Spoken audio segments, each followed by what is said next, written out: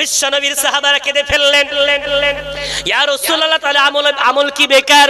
রাসূল বললেন সাহাবারা আমল করতে থাকো, ইমালু আমল করতে থাকো, কুল্লুন মুয়াসসারুন লিমা খুলিকা লা। আমি রাসূল বলছি আমার আল্লাহ যাকে যে জন্য তৈরি করেছেন আল্লাহ সেই কাজগুলো তার জন্য সহজ করে দেবেন, আসান করে দেবেন, সরল করে দেবেন। একটু জোরে জোরে বলা যাবে না? আপনি নামাজ পড়তে পাচ্ছেন, প্রতিবেশী একজন পারে না, ঘৃণা নয়, আপনি নামাজ পড়তে পাচ্ছেন মানে আল্লাহ শুকরিয়া আদায় করে ভাববেন আমার আল্লাহ একটু আমাকে তার চেয়ে বেশি ভালোবেসে টেনে নিয়েছেন বলে পাচ্ছি। দোয়া করেন প্রতিবেশীর জন্য, আল্লাহ তাকেও টেনে নিক। দোয়া করেন নিজের সন্তানের জন্য, আল্লাহ তাকেও হেদায়েত দিক। দোয়া করেন আপনার পরিবারের জন্য, আল্লাহ তাদেরকে ওই খুশনসিব হওয়ার তৌফিক প্রদান করে দিক। অন্যকে ঘৃণা করা, অন্যের প্রতি চোখ রাঙানো এটা ইসলাম নয়। আমার নবী চাইতেন তারা গোটা উম্মাত যেন জান্নাতি হয়ে যায়। একটু জোরে জোরে বলা যাবে না? আমরা এমন হিংসুক হয়ে গেলাম আমি একা জান্নাতে যাব, আমার মুরিদরাই জান্নাতে, অন্য কেউ যেন না যেতে পারে। এত ফতোয়া আর এত মাইক্রোফোন ধরে ধাক্কা ধাক্কি। আহারে তুমি যদি সব জান্নাত বন্টন করে দাও তো আল্লাহ কিয়ামত রেখেছে কি জন্য? তুমি এখানে সব ফায়সালা শুনিয়ে দিচ্ছ এ জান্নাতি ও জাহান্নামী, কিয়ামতের দিন আল্লাহ বিচার করবে না, তুমি বিচারক। আহারে ভাই বাবজি আমার, এই ধরনের আমাদের গীবত গিল্লা থেকে আমাদের এই মজলিসগুলোকে বাঁচাতে হবে। একদম সসম্মানে দাঁড়াবে, আদবের সাথে হাত তুলে আসসালামু আলাইকুম হুজুর, আমরা গীবত শুনতে আপনাকে ডাকি। চলে আসেন, ইসলামের কথা বলে, শরীয়তের কথা বলে, ঐক্যতার কথা বলে। আজকে পৃথিবীতে আজকে মুসলমান লাঞ্ছিত, পদদলিত, ঘৃণিত, অপমানিত। কারণটা কি? একটা আঙুল দিয়ে একটা ধাক্কা দেন না, আঙুলটা মুচড়ে যাবে। পাঁচটা আঙুল এক জায়গায় করে তৈরি করেন একটা মুঠো, এই মজবুত মুঠোটা দেখে বাতিল থরথর করে কাঁপবে। একটু জোরে বলা যায়? এ হুজুর বলে ও থাকলে আমি যাব না, এ হুজুর বলে ও থাকলে আমি যাব না। এত দ্বন্দ্ব কেন? বিশ্বনবীর ওয়ারিস বলে দাবিদার, কথাই কথাই বলে আল উলামা ওয়ারাসাতুল আমবিয়া, জাতিকে বুঝিয়ে দিয়েছে আলেম নবীর ওয়ারিস মানে আসলে মুরগি যেন দু রকম হয়, একটা মোরগ একটা মুরগি। আবার ও কি খাবে, বিরিয়ানি না পোলাও না সাদা ভাত না রুটি, সব যেন আগে ফদ্দ তৈরি করা হয়। রাসূলের ওয়ারিস আসছে, খাদ্যের অ্যারেঞ্জমেন্ট খুব সুন্দর, আসলে রাসূলের সুন্নাত কই গেল? আরে বিশ্বনবী নিজের দুশমন, সবচেয়ে বিশ্বনবীর বিরুদ্ধে যারা ষড়যন্ত্র করলো তারা হলো ইহুদি জাতি। আজ পৃথিবীর বুকে তারা মুষ্টিমেয়, কিন্তু ষড়যন্ত্রে তারা ফার্স্ট। আজকে মুসলমানকে ফিলিস্তিনে যে মার খেতে হচ্ছে, চীনে যে মার খেতে হচ্ছে, মায়ানমারে মুসলমান যে মার খায়, কাটি চালেকে পিছনে ওই মাস্টার মাইন্ড, ওই ইহুদি জাতি, ওরা এত মাস্টার মাইন্ড বিশ্বনবীর জামানা থেকে বারবার ষড়যন্ত্র করেছে। অথচ আমার রাসূল এমন প্রিয় ছিলেন, আমার রাসূল ইহুদিদের মাঝেও আমার রাসূল ইসলামের দাওয়াত নিয়ে পৌঁছে গেছে। একটু জোরে জোরে বলা যাবে না? হাদিসের ঘটনা বলি, ঘটনাটা আপনাদের শোনা থাকবে, তবে তাজা হবে। বিশ্বনবী জীবদ্দশাতে এক ইহুদি সন্তান, আব্বা বলছে বাবা একটু বাজার করে আনো তো ছেলেটাকে বাজার করতে পাঠিয়েছে। ছেলে প্যাকেট নিয়ে বাজারে গেছে, বাজারে গিয়ে দেখে সূর্য ডুবে যাচ্ছে আর রাসূল কারীম মদিনার বাজারে ঘুরছেন। বিশ্বনবীর চেহারা দেখতে কেমন ছিল? এত সুন্দর, মানুষ চাঁদের দিকে তাকালেও রাসূলের চেহারার দিকে একবার তাকালে বলতো চাঁদের চেয়ে রাসূলের মুখটা সুন্দর। যদি বলা যায়? ইহুদি বাজার করতে এসেছে, ইহুদির বাচ্চা ও বাজার করতে এসে সূর্য ডুবে যাচ্ছে, লাল সূর্য, সূর্যের দিকে তাকায় আর বিশ্বনবীর মুখ পানে তাকায় আর বারবার মনকে বলে রে মন বল না বল, ওই ডুবন্ত সূর্য দেখতে সুন্দর না আমার নবীর চেহারা দেখতে সুন্দর? মন বারবার বলছে বিশ্বনবীর চেহারা ওই ডুবন্ত সূর্যের চেয়ে আরো সুন্দর। একটু জোরে জোরে বলা যাবে না? ইহুদির বাচ্চা বাজার করা ভুলে গেছে, হঠাৎ বেলাল আযান দিয়ে দিয়েছে। বিশ্বনবী আযান শোনা মাত্রই মসজিদে প্রবেশ করেছে। ইহুদির বাচ্চা বাড়ি এসে বলে আব্বা এই নেন প্যাকেট, এই নেন টাকা কড়ি, বাজার করা হয়নি। কি ব্যাপার, বাজার কেন করলে না? বলে আব্বা জান বাজারের মালিক দেখতে দেখতে সব সময় পার করে ফেলেছে। আব্বা রেগে হাত থেকে প্যাকেট কেড়ে নিয়েছে। বাজারের মালিককে বাপ জিজ্ঞাসা করলো না, প্রশ্ন করার প্রয়োজন মনে করলো না। ওই ছোট্ট বাচ্চার হৃদয়ের মধ্যে বাজারের মালিক বলে রাসূলকে ভালোবেসে ফেলেছে। বাপ বুঝতে পারেনি। পরের দিন থেকে ওই বাচ্চা কখন গোপনে গোপনে বিশ্বনবীর মজলিসে আসে আর রাসূলের মজলিসে এসে বসে বসে আমার রাসূল আলোচনা শুনে। জোরে বলা যাবে না? বিশ্বনবী যখন কথা বলতেন সবার দিকে ফিরে ফিরে কথা বলতেন এবং সবার জায়গাগুলো মনে রাখতেন কে কোথায় বসে। কয়েকদিন হয়ে গেল ইহুদির বাচ্চাটার আসছে না।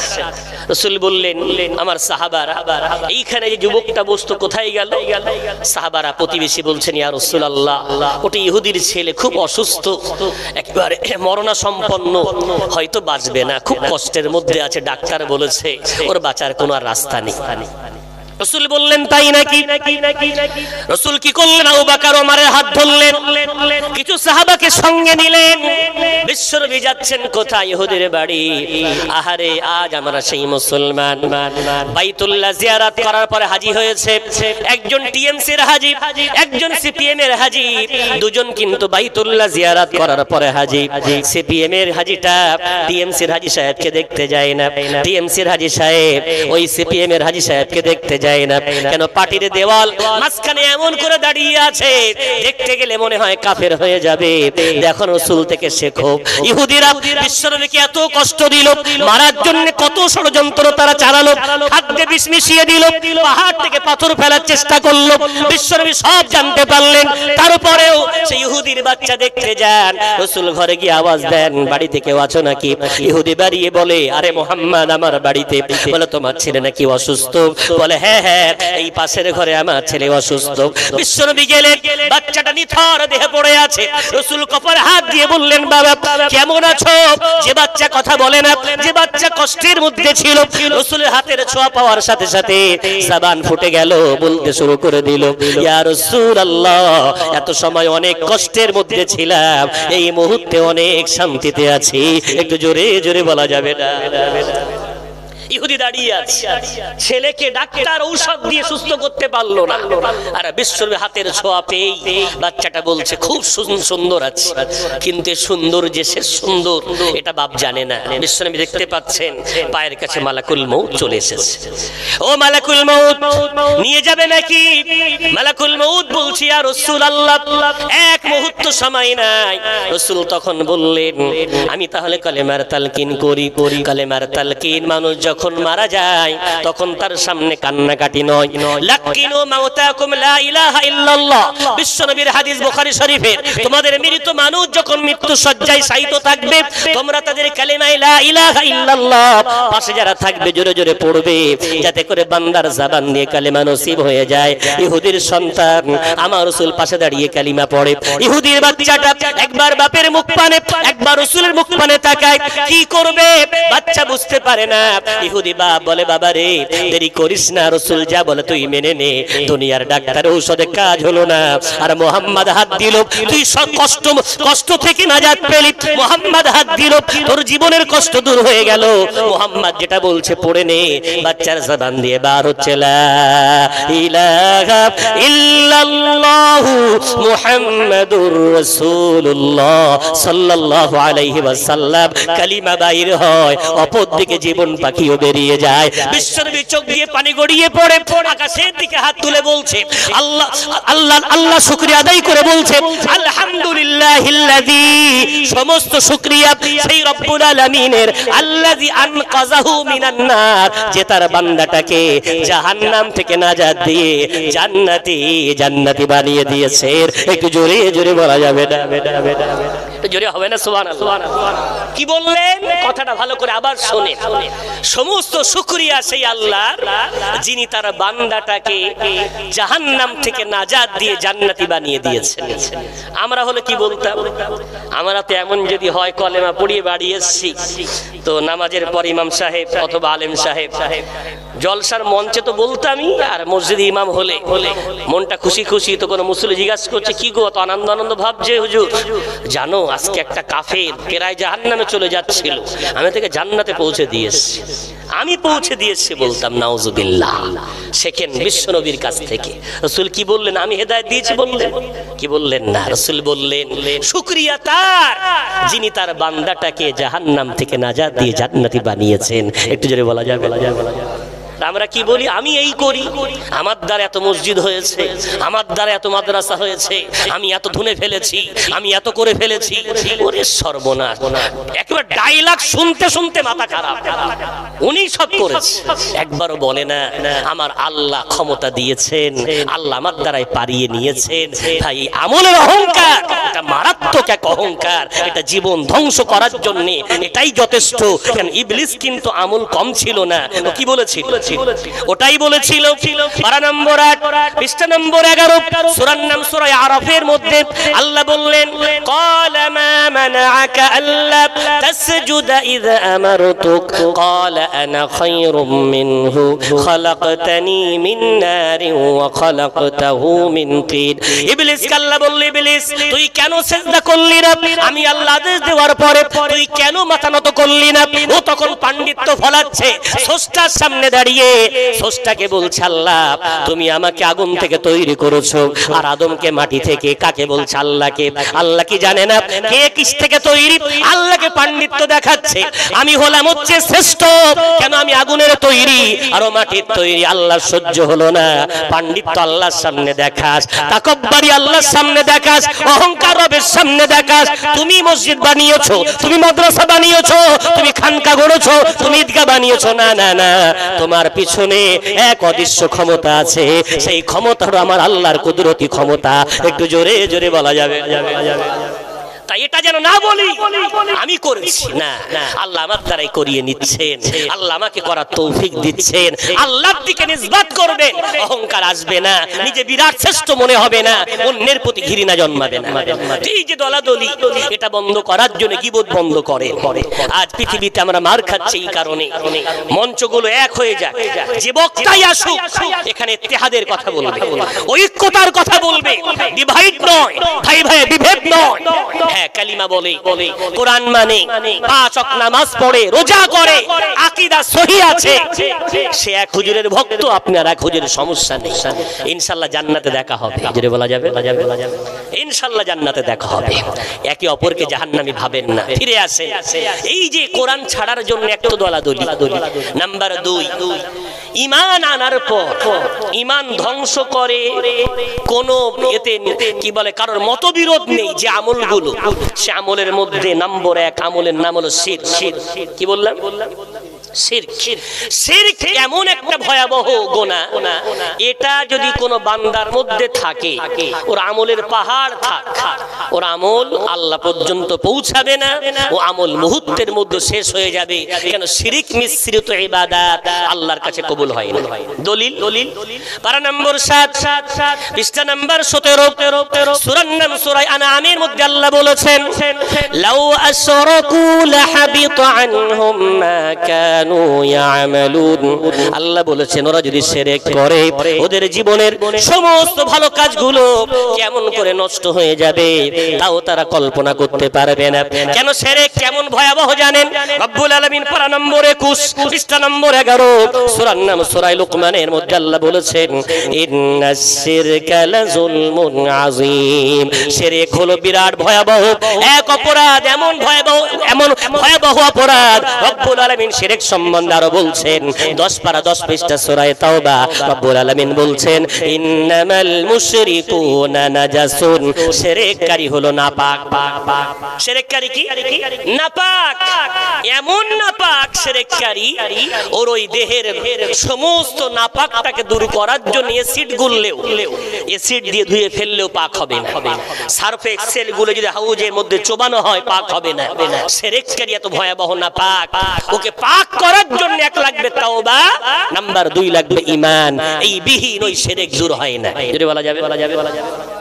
এই শিরক যদি কারোর মধ্যে থাকে, এত মারাত্মক রোগ। বিশ্বনবীর জামানা চলছে, রাসূলের স্ত্রীর নাম হলো উম্মে হাবিবা। এক স্ত্রী চেনেন না সবাই? উম্মে হাবিবা বিশ্বনবীর প্রিয়তমা এক স্ত্রী ছিলেন। তার আব্বা জানেন নাম হলো আবু সুফিয়ান, রাসূলের হলেন শ্বশুর। আবু সুফিয়ান এখনো মুসলমান হয়নি, মদিনায় এসেছে কোন এক কাজে। এখন বাপ মেয়েকে ভালোবাসে না? খুব ভালোবাসে। এখন মদিনায় এসে মক্কায় যে চলে যাবে, মনটা জ্বালা করে উঠেছে, তাই তো মেয়ের সাথে দেখা না করে যাই কেমন করে। এখন মেয়ে বিশ্বনবীর স্ত্রী, হতে পারে রাসূলের সাথে রাগারাগি, তো মেয়ের সাথে দেখা করে যায়। তো জিজ্ঞাসা করছেন মানুষকে, উম্মে হাবিবার বাড়িটা কই গো? তো মানুষ বললেন ওই সামনে যা, ওখানে উম্মে হাবিবার ঘর।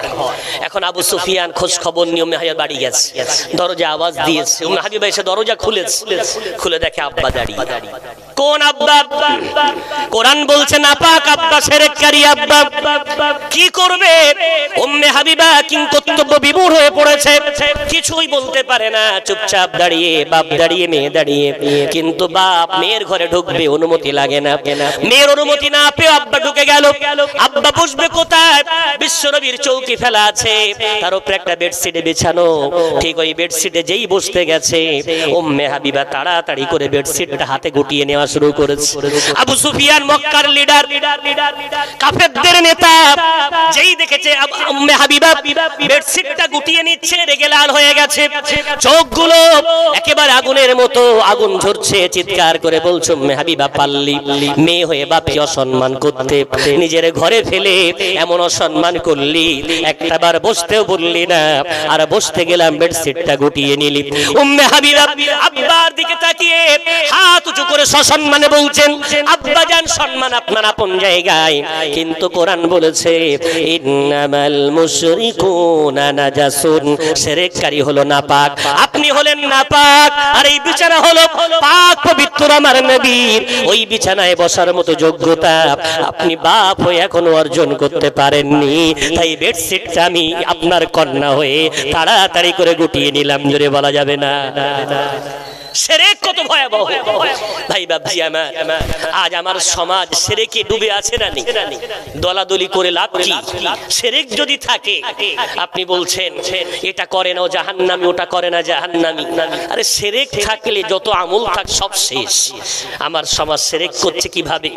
দোষ আমার সমাজের না, আমাদের মতো একদল বক্তা কথাই বলে ঘন্টা বিড়ালের গলায় বাঁধবে কি? এই বাদার লোকের তো বড় অভাব, ভয় খায়।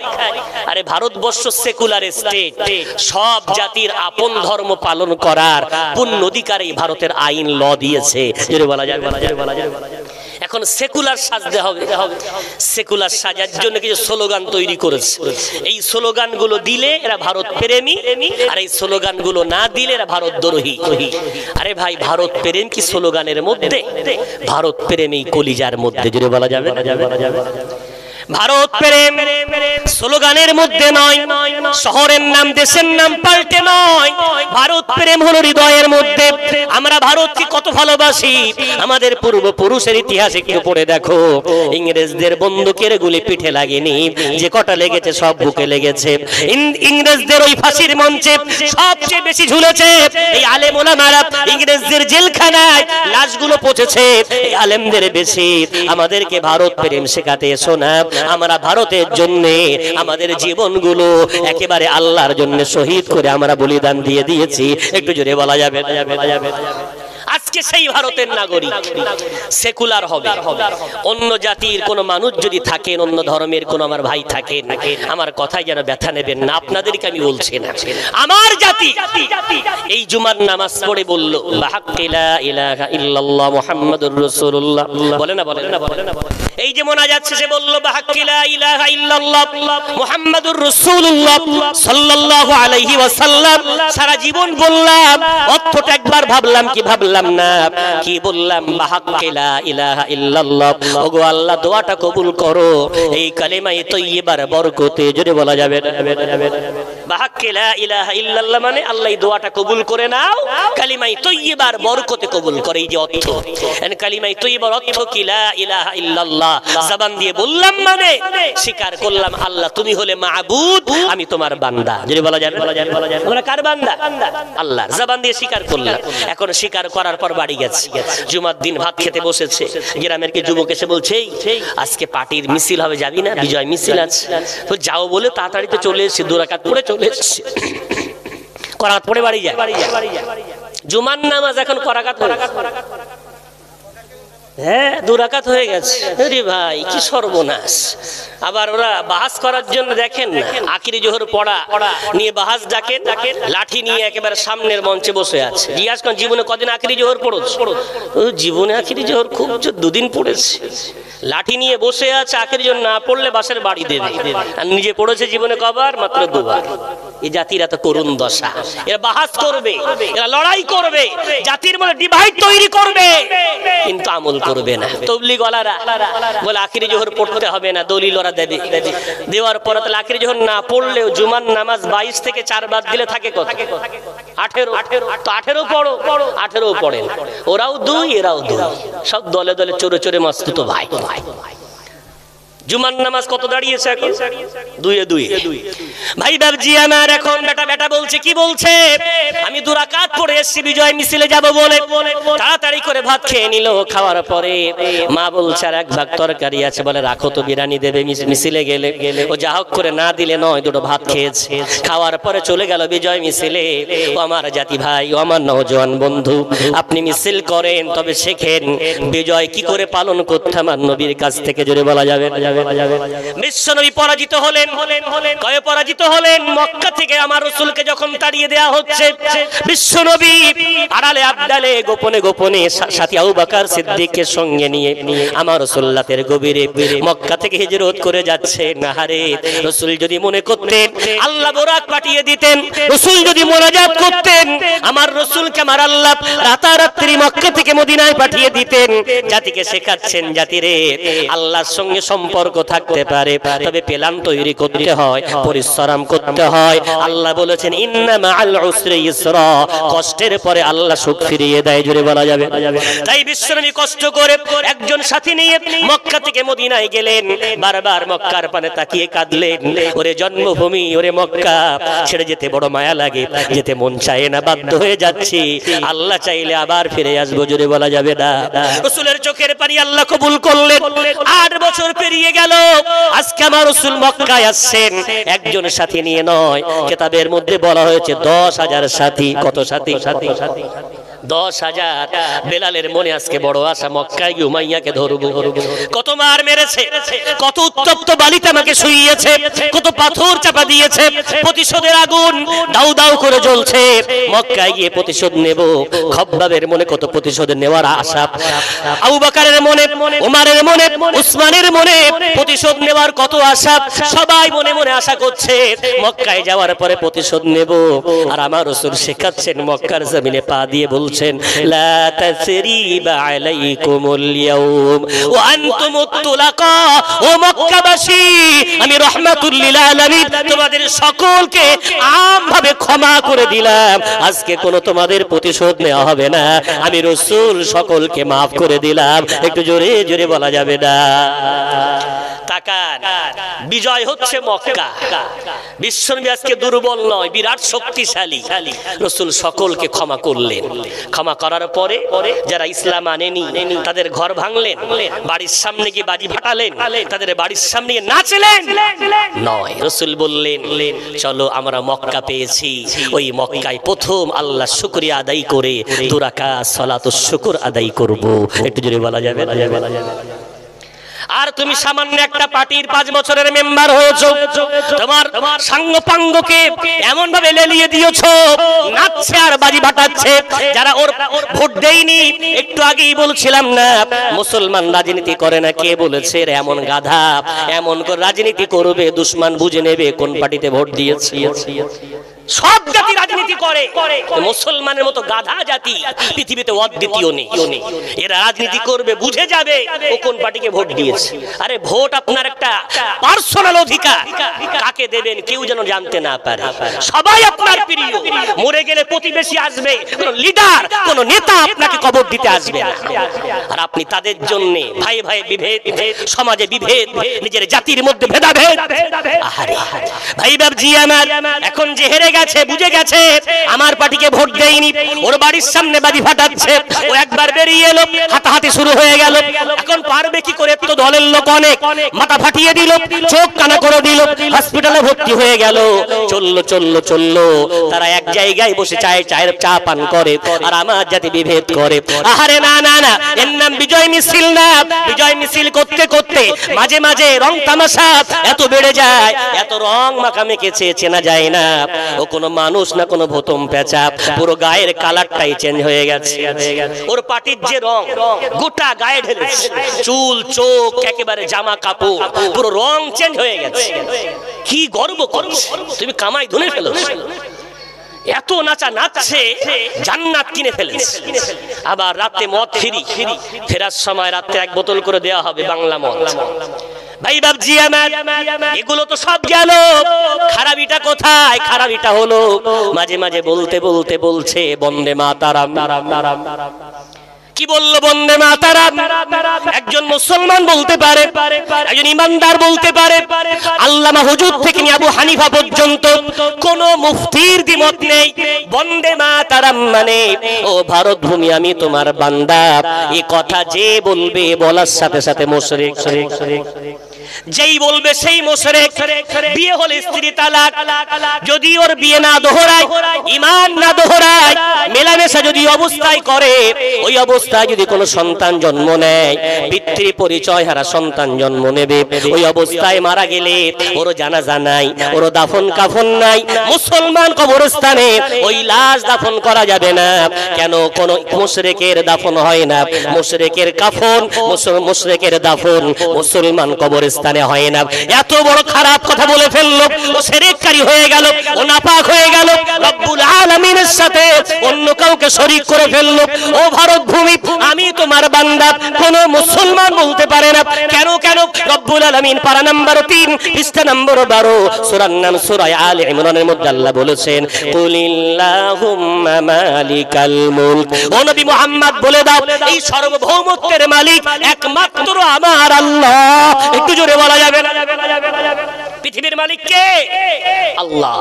আর তুমি সেখানে সেই মালিককে ভুলে গিয়ে তুই ভারত ভূমির বান্দা বলছো। এক্ষুনি না বললে লা ইলাহা ইল্লাল্লাহ, এই লা ইলাহা ইল্লাল্লাহ বলার পরে বন্দে মাতারাম বলা যায় না।